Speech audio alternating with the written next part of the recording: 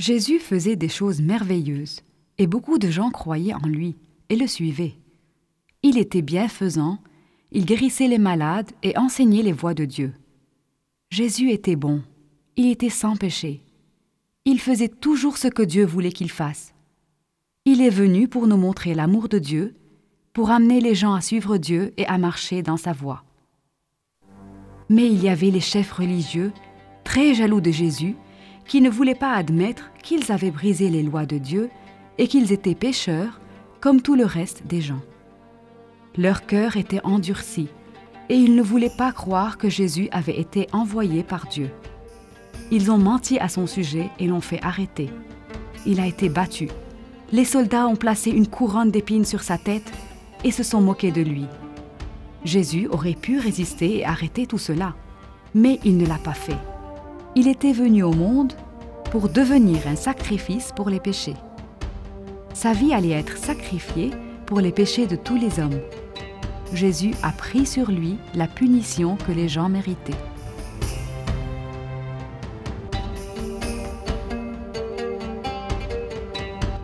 Les soldats ont cloué Jésus sur une croix en bois où il est resté pendu jusqu'à sa mort.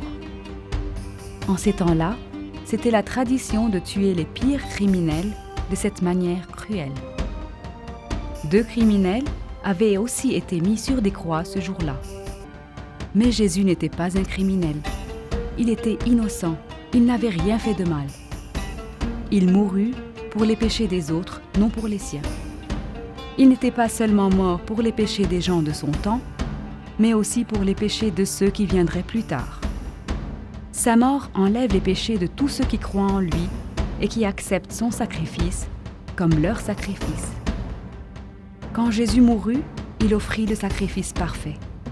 Avec son corps sans péché, il a payé de son sang les péchés du monde. Dieu a dit qu'aucun sacrifice n'était plus nécessaire parce que Jésus était le sacrifice parfait.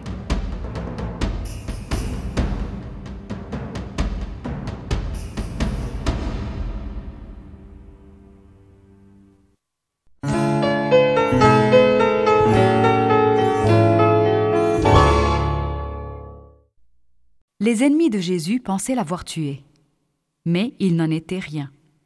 Après sa mort sur la croix, Jésus fut recueilli par un ami riche qui déposa son corps dans son propre tombeau tout neuf. On ferma l'entrée de la tombe avec une grosse pierre. Tôt le matin, le 3e jour, quelques femmes se rendirent au tombeau pour préparer le corps, comme le veut la tradition.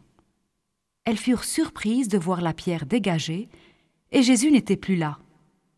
Elles étaient encore plus surprises quand elles virent 2 anges qui leur annoncèrent que Jésus était vivant. Ces messagers de Dieu leur affirmèrent que Jésus était ressuscité d'entre les morts.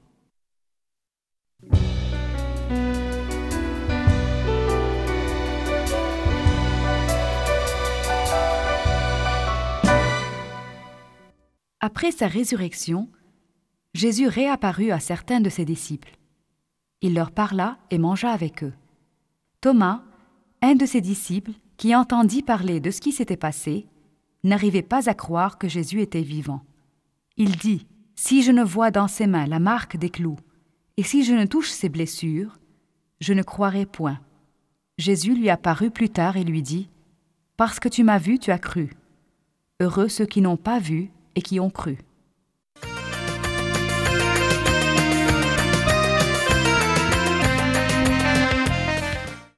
Pendant 40 jours, après que Jésus soit ressuscité d'entre les morts, il réapparut à certaines personnes. Beaucoup le virent et savaient qu'il était vivant. Il était temps pour lui maintenant de retourner au ciel. Il avait achevé le travail qu'il était venu accomplir. Jésus dit à ses disciples d'aller et d'annoncer à tout le monde et partout ce qu'il avait fait. Puis, devant beaucoup de ses disciples qui regardaient, Jésus s'éleva du sol et de plus en plus haut dans les nuées et disparut. Alors, 2 anges apparurent et annoncèrent aux disciples que Jésus reviendra un jour de la même manière qu'il est parti.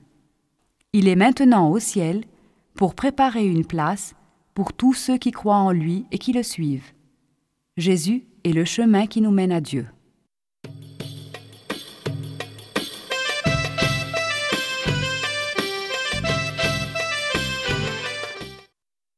Pourquoi Jésus est-il mort sur la croix? Il est mort pour sauver les pécheurs de la sanction qu'ils méritent. Jésus n'a jamais péché. Il est mort pour enlever le péché qui nous a séparés de Dieu. La croix nous rappelle que Jésus était l'agneau immaculé, pur et parfait de Dieu qui a été sacrifié pour nous. Quand nous croyons en Jésus et que nous nous repentons, c'est-à-dire nous nous éloignons du péché, Dieu nous pardonne. Jésus fait de nous les enfants et les amis de Dieu.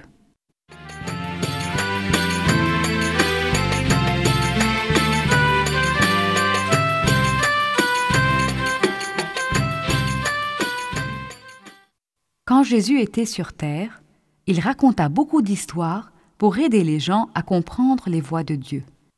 Il enseigna qu'il y avait 2 chemins.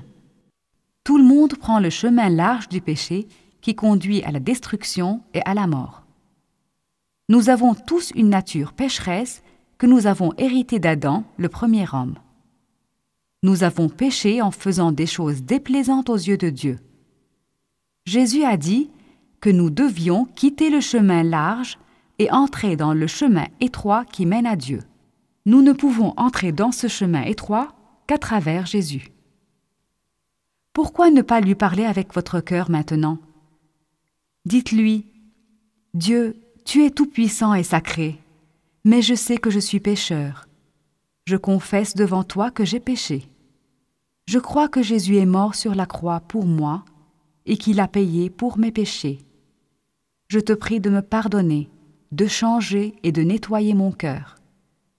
Fais de moi un de tes enfants. Je veux suivre le chemin de Jésus et venir vivre avec toi après ma mort. Merci mon Père. Amen.